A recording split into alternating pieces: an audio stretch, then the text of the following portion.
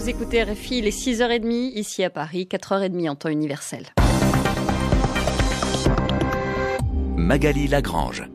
À la une, le Burundi, la fin de la mission de l'Union européenne sur place avec pour objectif d'évaluer la situation pour décider d'une prolongation ou non des sanctions contre Bujumbura. A priori, on devrait plutôt se diriger vers la prolongation. En République démocratique du Congo, les poids lourds de l'opposition réunis hier, ils ont une nouvelle fois posé leurs conditions avant d'envisager d'éventuelles discussions avec la majorité. Au sommaire encore, l'inauguration aujourd'hui d'une nouvelle ligne de train entre Addis Abeba et Djibouti qui va considérablement réduire le temps de trajet entre les deux pays. Et puis la fin de la CITES, la Convention pour la protection des espèces menacées, plusieurs mesures adoptées pour mieux protéger notamment les requins, les pangolas ou encore le bois de rose. L'Union européenne vient donc de finir sa mission au Burundi. Il y a 6 mois, l'UE a décidé de sanctionner le gouvernement burundais en coupant son aide directe en raison de la grave crise que le pays traverse. L'objectif de cette mission, c'était d'évaluer la situation 6 mois plus tard pour décider de maintenir ou non les sanctions. On ne connaît pas encore la décision, mais les propos tenus par la délégation semblent indiquer qu'elles seront maintenues. Dès lundi soir, d'ailleurs, le gouvernement burundais a publié un communiqué pour dénoncer l'unilatéralisme de l'Union européenne. Estras Tikoumana. Il faut dire que les sanctions de l'Union européenne, quelques jours plus tôt, avaient annoncé la couleur, expliquant au cadre burundais qui parle d'une véritable provocation et d'un signal.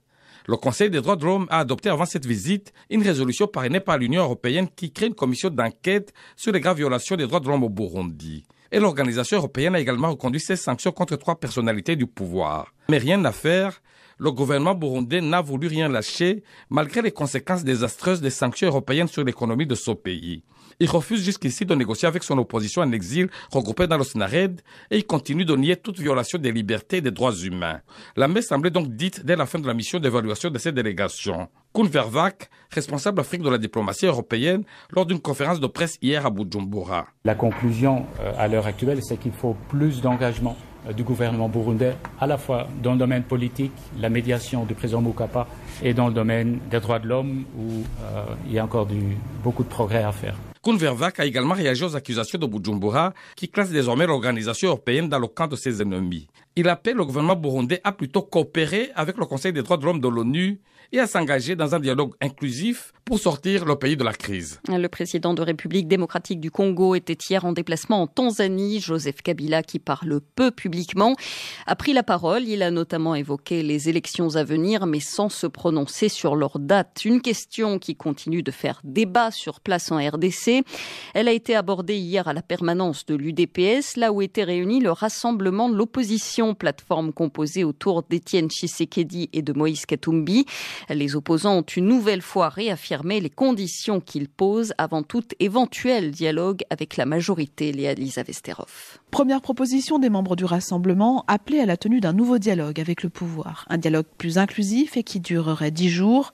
Pour cela, l'opposition pose ses conditions. Dissoudre et sanctionner la commission électorale d'abord pour avoir échoué à convoquer l'élection présidentielle dans les délais constitutionnels. Entériner ensuite le départ de Joseph Kabila à la fin de son 2e et dernier mandat le 19 décembre 2016 et l'impossibilité qu'il se maintienne au pouvoir même si l'élection présidentielle devait être décalée. Enfin, les poids lourds de l'opposition demandent l'organisation en priorité de la présidentielle et des législatives, puis, un mois plus tard, des élections provinciales et sénatoriales. Des propositions totalement différentes de celles du médiateur de l'Union africaine à l'issue des pourparlers entre le pouvoir et une frange de l'opposition. Difficile donc d'imaginer comment ces demandes pourraient être intégrées dans le dialogue initié par Joseph Kabila et acceptées par le pouvoir. C'est pourtant la demande qu'a formulée l'Église catholique hier dans une déclaration à ce conclave, que toutes les propositions soient prises en compte pour une sortie de crise non violente. C'est pour avoir versé des pots de vin à des responsables en RDC, mais aussi au Tchad, au Niger, en Guinée et en Libye, qu'un fonds d'investissement américain vient d'être condamné à verser une amende. Ce fonds, c'est Oxif. Il a mis en place un vaste réseau de corruption en Afrique et il devra donc payer plus de 400 millions de dollars, selon les termes d'un accord conclu avec le département de la justice américain et la commission boursière des États-Unis, accord qui vise à éviter un procès. Les précisions de Michel Arsenault.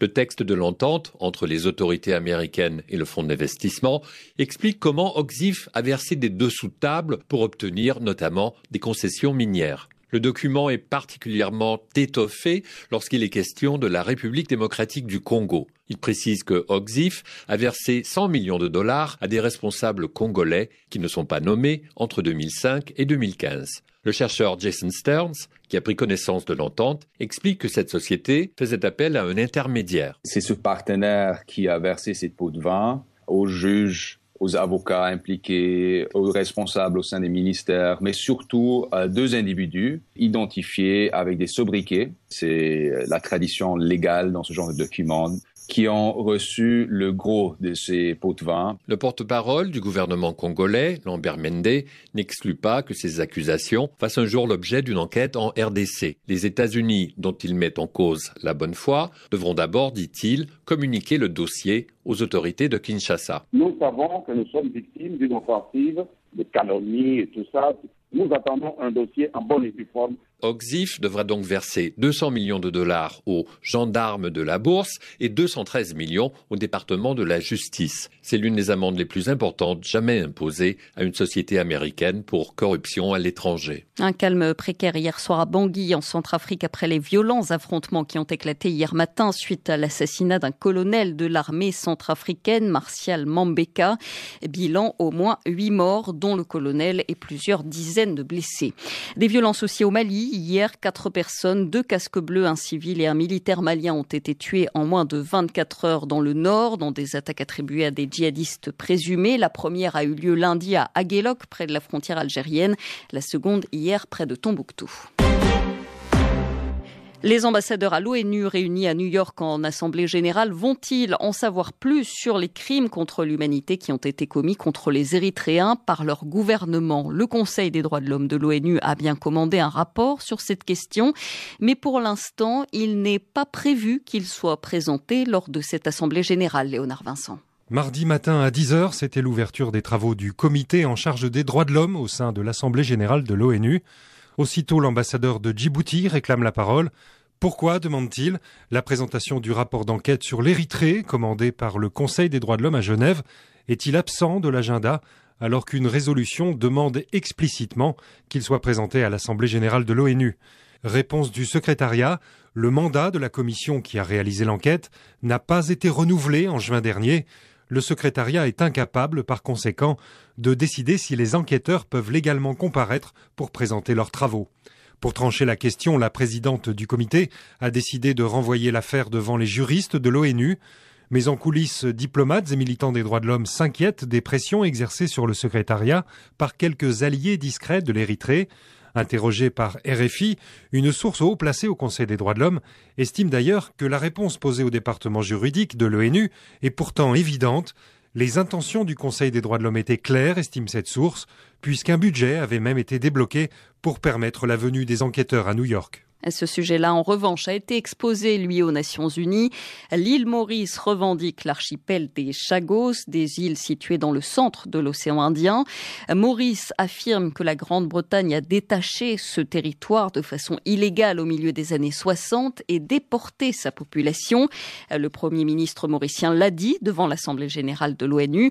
Il était accompagné du représentant des exilés des Chagos, Olivier Bankou, qui accuse, lui, le gouvernement britannique d'avoir voulu l'acheter pour le dissuader de se rendre à New York. Des accusations démenties par les Britanniques. Abdoulaye Ali. Pour lui et le groupe réfugié Chagos ont de tout temps soupçonné Londres de vouloir les diviser. Le premier clame depuis toujours que Londres a illégalement détaché les Chagos de son territoire en 1965 à la veille de l'indépendance de Maurice. Le second se bat pour le retour de la population chagosienne déportée par les Britanniques pour pouvoir accommoder sur cette terre leurs alliés américains et leur base militaire de Diego Garcia.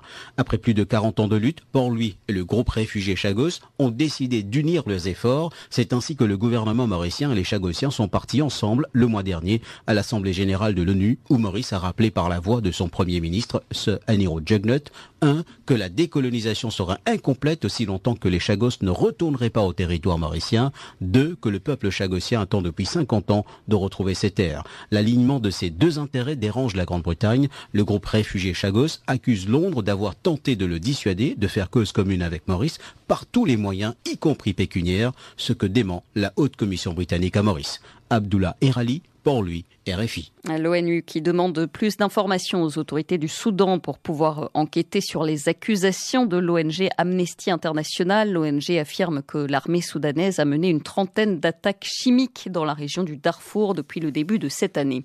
Au Zimbabwe, la Haute Cour confirme la validité de l'interdiction des manifestations après plusieurs semaines de grève et de protestations contre le régime de Robert Mugabe. C'est ce qu'affirme l'avocat d'une coalition de partis d'opposition. Ce sont ces partis qui avaient saisi la Haute Cour sur cette question pour contester l'interdiction des manifestations donc par la police. Les partis politiques promettent de faire appel auprès cette fois chemin de fer. La liaison doit être inaugurée aujourd'hui. Il a fallu 4 ans de travaux réalisés et financés par la Chine. Objectif, désenclaver l'économie éthiopienne et dynamiser les échanges entre les deux pays. Karim Lebourg. Ce nouveau train va permettre de relier Addis Abeba au port de Djibouti en à peine 10 heures. Un gain de temps considérable comparé aux 2 ou 3 jours aujourd'hui nécessaires par la route. Une route surchargée sur laquelle circulent déjà plus de 1500 camions par jour. Pour le responsable éthiopien de ce train, Mekonnen Getachew, cette ligne ferroviaire est un changement majeur. L'Éthiopie est l'une des économies les plus dynamiques d'Afrique et du monde. Quand nous serons connectés avec le port de Djibouti, cela va faire une vraie différence et accélérer notre croissance. Ce train est aussi une vitrine pour la Chine en Afrique qui a financé et construit ses 750 km de chemin de fer. Et ce n'est peut-être qu'une première étape. L'objectif est de créer une ligne transafricaine de Djibouti à l'est jusqu'au golfe de Guinée sur la côte ouest de l'Afrique. Une ambition encore lointaine puisque le tracé devra passer par le Soudan du Sud et la Centrafrique en guerre.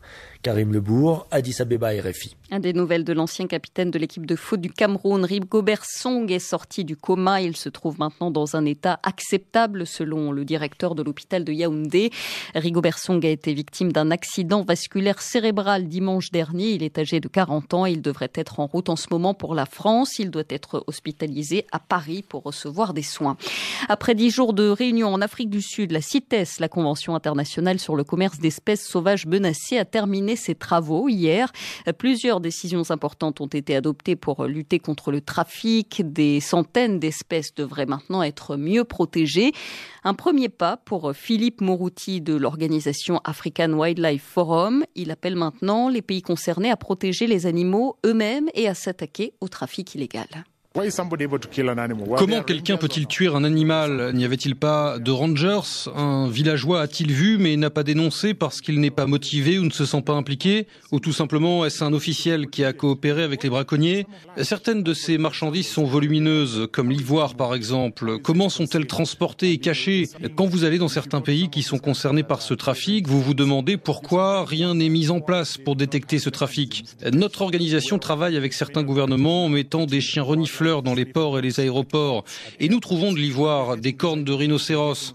Un autre secteur qui doit être renforcé, c'est la formation et la sensibilisation des gardes, des enquêteurs, des magistrats même. Arrêter quelqu'un, c'est un premier pas, mais est-on en mesure d'aller jusqu'au bout et de l'inculper? Dans de nombreux pays, les lois sont faibles. En Afrique du Sud, au Kenya, les lois sont très bonnes.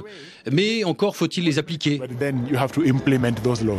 Des propos recueillis par Alexandra Branjon, 6h43 ici à Paris.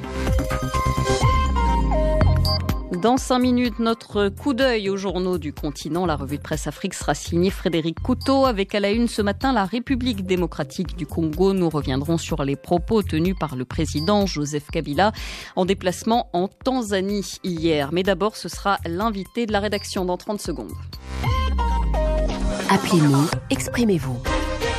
Juan Gomez. En limitant à 3 le nombre de mandats de son président, la Confédération africaine de football s'aligne sur les nouveaux statuts de la FIFA. Mais ce nouveau règlement n'est pas rétroactif. Issa Hayatou, au pouvoir depuis 28 ans, pourra donc briguer 3 nouveaux mandats. Nous lançons le débat. 33 9 693 693 70. Juan Gomez avec vous au téléphone tout à l'heure à partir de 8h10 TU. RFI. Afrique Matin sur RFI. Magali Lagrange. Avec notre invité, on parle ce matin de la Libye. 5 ans après la mort de Mouammar Kadhafi, le pays est toujours instable. Dans l'Est, les troupes du maréchal Haftar ont récemment conquis le croissant pétrolier. L'ONU redoute maintenant une contre-attaque de la part des milices de l'Ouest libyen. Pour en parler, l'Allemand Martin Kobler, qui est depuis un an l'émissaire de l'ONU pour la Libye, il est l'invité de Christophe Beaubouvier. Martin Kobler, bonjour. Bonjour. Après la prise du croissant pétrolier par le maréchal Haftar, est-ce que le gouvernement de Tripoli n'est pas fragilisé ? Je crois au contraire, parce que le général Haftar a promis de se retirer des installations pétrolières et de laisser la gestion du pétrole à la compagnie nationale pétrolière et transférer l'argent à la Banque centrale qui est contrôlée par le Conseil présidentiel. Et c'est pourquoi la production du pétrole dans les dernières 4 semaines a augmenté de 200 000 jusqu'à presque 500 000 barils chaque jour. Oui, mais c'est quand même le maréchal Haftar qui contrôle les puits de pétrole. Est-ce que vous ne craignez pas qu'il confisque les recettes de ce pétrole ? Non, pas du tout, parce qu'il a promis de transférer l'argent à Tripoli. Mais il n'empêche, Martin Kobler, depuis que le maréchal Haftar a pris le contrôle militaire du croissant pétrolier, il est plus fort face au gouvernement de Tripoli. Oui, tout à fait, c'est vrai. Et du coup, est-ce que le gouvernement de Tripoli ne perd pas une partie de sa légitimité ? Voilà, le gouvernement de Tripoli, ça existe avec plusieurs ministres. Je l'ai vu avant-hier, j'étais à Tripoli encore une fois, et ils sont dans leur ministère, ils travaillent là, mais c'est vrai, naturellement, le général Haftar est plus fort. C'est pourquoi nous cherchons une solution politique sur la base de l'accord politique de Skhirat. Je partage votre opinion que le gouvernement d'entente nationale n'est pas encore légitime, mais pas à cause du général Haftar, mais à cause du refus du Parlement à Tobruk, qui ont rejeté encore une fois le gouvernement. Maintenant, le Premier ministre Sarraj, qui était aussi en France la semaine dernière, il essaye de former un gouvernement. J'espère que ça marche vite et la nouvelle liste sera transférée et soumise au Parlement à Tobruk. Martin Kobler, vous soutenez donc le gouvernement de Fayez al-Sarraj à Tripoli, mais celui-ci s'appuie sur des milices, pas sur une armée nationale, et du coup, beaucoup de Libyens vous reprochent de soutenir des milices à tendance islamiste comme Fajr Libya, aube de la Libye, et Al-Mokatila d'Abdelhakim Belhadj. Oui, alors nous travaillons sur la base d'une résolution du Conseil de sécurité pour la mise en œuvre de l'accord de Skhirat.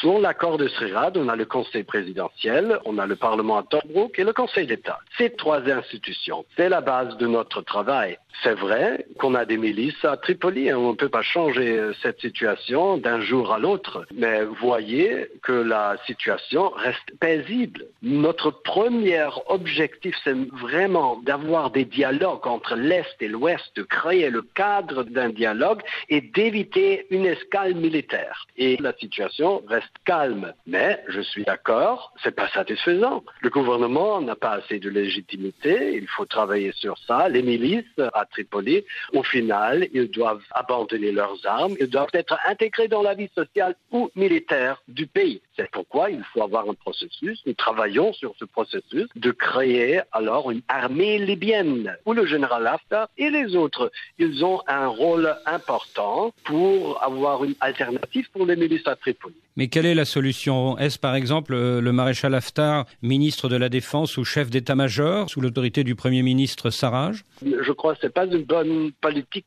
par rapport aux Nations Unies, alors de dire alors le maréchal Haftar doit avoir le poste X. Non, ce sont les Libyens. C'est le Conseil présidentiel, l'Est, les militaires, tout le monde aussi, les chefs des grandes milices, alors de trouver une solution et nous sommes là pour organiser le cadre. Martin Kobler, quand on interviewe le Premier ministre de Tripoli, Fayez al-Sarraj, il refuse de prononcer le nom du maréchal Haftar. C'est pas très bon signe, ça.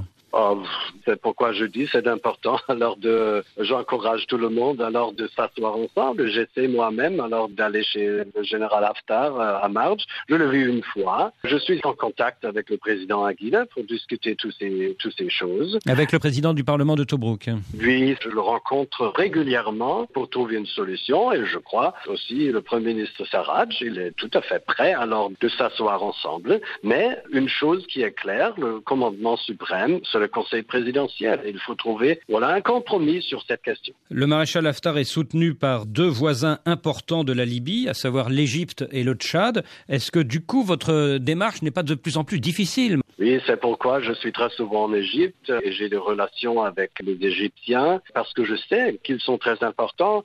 Je vais me déplacer peut-être au mois d'octobre. Au Tchad aussi, j'ai rencontré aussi le ministre des Affaires étrangères du Tchad à New York. Je voudrais bien avoir que les pays limitrophes et les pays régionaux, ils utilisent leurs bonnes relations avec l'Est ou l'Ouest, respectivement, pour trouver une solution conjointe, une solution commune. Et le soutien militaire de la France au maréchal Haftar, est-ce que ça ne vous pose pas un problème, ça? Non, je crois que c'est très important de soutenir les forces qui combattent le terrorisme en Libye. C'est fait par le général Haftar à Benghazi, c'est fait par les forces de Misrata à l'ouest du pays, à Sirte, et tous les pays membres des Nations Unies sont encouragés de respecter l'embargo sur les armes. Martine Kobler, merci. L'émissaire de l'ONU pour la Libye avec Christophe Boisbouvier.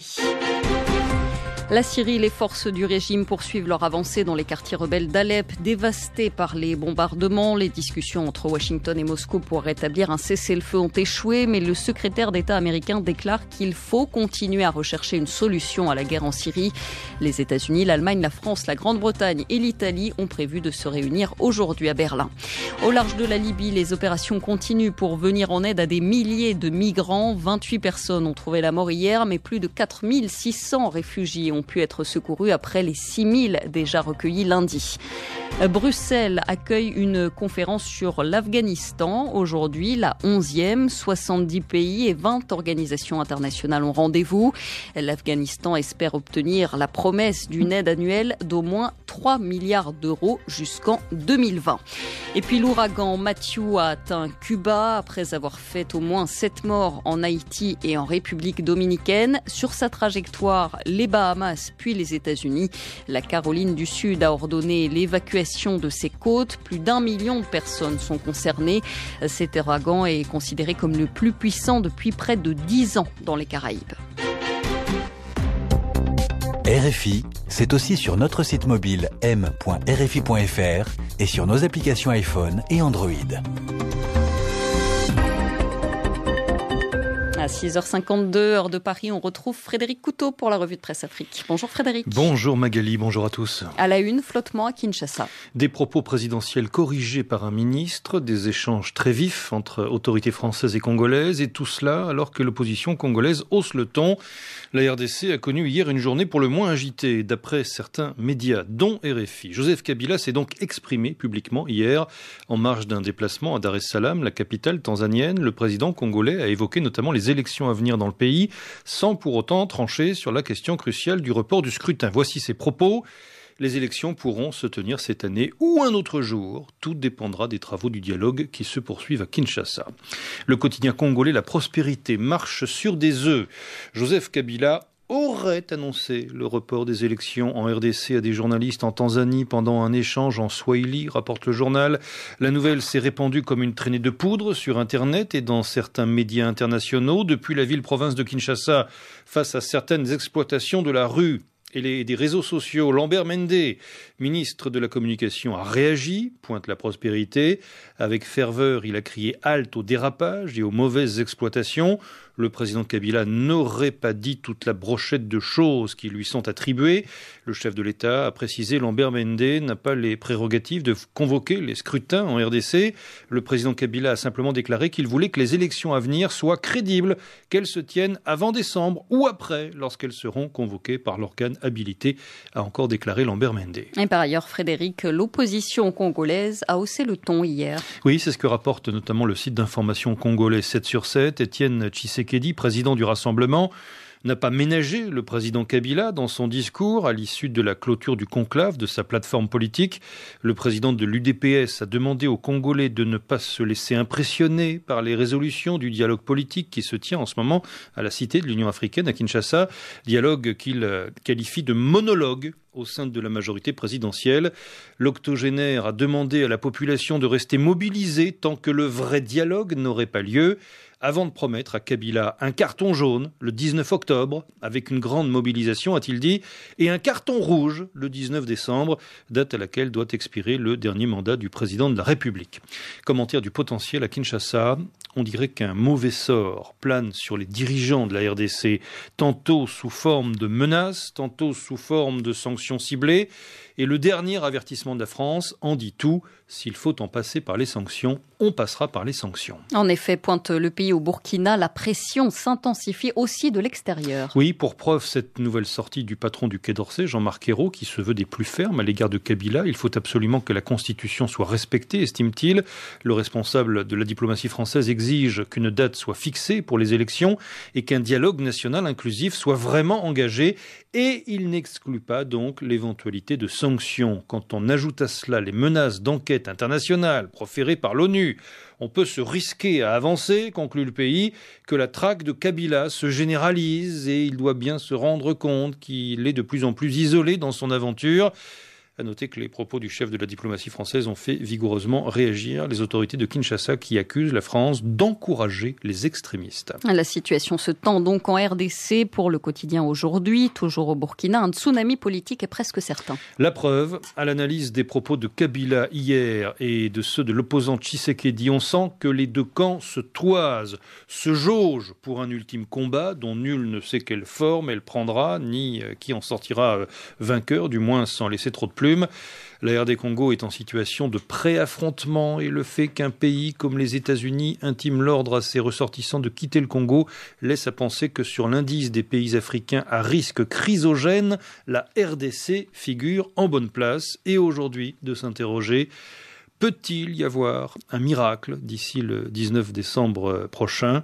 Que peut faire la communauté internationale? Peut-on éviter le scénario du pire? Aucun congologue ne se risquerait à des conjectures. Merci Frédéric Couteau. La RDC en une de votre revue de presse Afrique à retrouver comme tous les jours sur notre site internet le www.rfi.fr.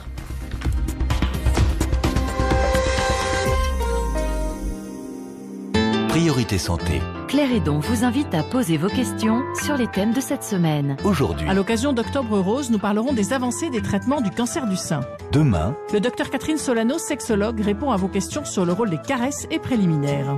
Appelez-nous au 33 1 84 22 75 75 ou écrivez-nous à priorité.santé@rfi.fr. Priorité santé, du lundi au vendredi à partir de 9h10 TU. RFI. Vivez votre passion du sport avec Monégram, transfert d'argent. Les sports, c'est avec Antoine Grenier. Bonjour. Bonjour Magali. Et on commence en donnant des nouvelles de l'ancien capitaine des Lions indomptables du Cameroun, Rigobert Song. Victime d'un accident vasculaire cérébral dimanche à son domicile, l'ancien joueur, âgé de 40 ans, est sorti du coma. Son état de santé étant acceptable, selon les termes du directeur de l'hôpital de Yaoundé où il avait été admis. Song a été évacué hier vers Paris. Un avion médicalisé avec à son bord le joueur et des médecins français est attendu ce matin dans la capitale française.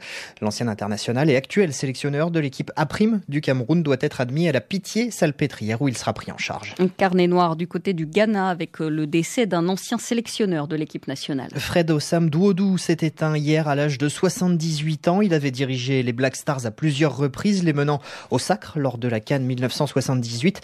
Victoire 2-0 contre l'Ouganda en finale dans cette Coupe d'Afrique organisée au Ghana.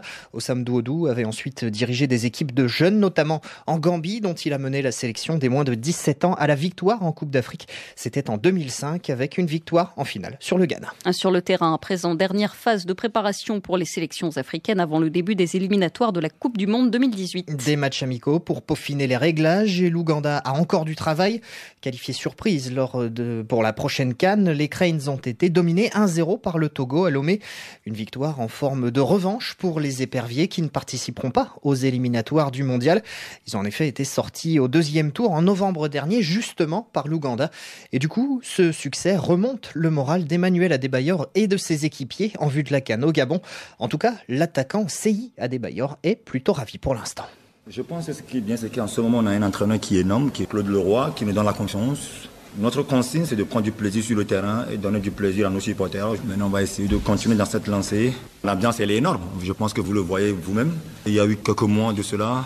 Avant le match Tunisie-Togo, Togo-Tunisie, il y a eu beaucoup de problèmes à l'hôtel où je pense que j'ai été vraiment exigeant, j'ai tapé sur la table, j'ai eu à régler tous les problèmes que j'ai eu avec certains joueurs. Et aujourd'hui, je suis très content. Mais bon, aujourd'hui, ce qui est important, c'est que le groupe vit bien. Pour la première fois, ça fait 16 ans que je joue en sélection, puis je me suis retrouvé dans le bras de Serge Akakbo. Akakbo se retrouvé dans les bras de Mama Gafa. C'est des choses qu'on ne voit pas souvent. Mais en ce moment, je pense que c'est une équipe et on tire tous dans la même direction.